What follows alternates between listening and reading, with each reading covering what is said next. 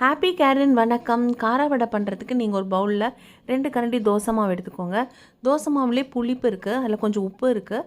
So நீங்கள் இனிமேல் உப்பு வந்து கொஞ்சம் பார்த்து போட்டுக்கோங்க. மிளகாத்தூள், பெருங்காயம் சேர்த்தி இந்த தோசை மாவுலேயே கொஞ்சம் தண்ணி விட்டு நீர்க்க கரைச்சிக்கோங்க. இந்த மாவோடு இப்போ நம்ம கடலை மாவு, வெங்காயம், கருவேப்பிலை, கொத்தமல்லி சேர்க்க போகிறோம். ஸோ நீங்கள் வந்து இந்த மாவை வந்து நல்லா மிக்ஸ் பண்ணி விட்டுட்டு முதல்ல இந்த மிளகாத்தூள், உப்பெல்லாம் நல்லா போய் பிளெண்ட் ஆகணுங்க. இதை முதல்ல நீங்கள் நல்லா மிக்ஸ் பண்ணி விட்டுட்டு அதுக்கப்புறமா எடுத்து வச்சுருக்க கடலை மாவு இதோடு சேர்த்து நல்லா இந்த தோசை மாவு, கடலை மாவும் நல்லா சேர்கிற மாதிரி நல்லா கலந்து விட்டுருங்க. இப்போ கலந்து விட்டதுக்கப்புறம் இப்போ வெங்காயம், கருவேப்பிலை, கொத்தமல்லி சேர்க்க போகிறோம். இப்போ நம்ம சாப்பிட்ற ஸ்நாக்கில் இப்போ நம்ம சோடா எதுவும் போடலைங்க.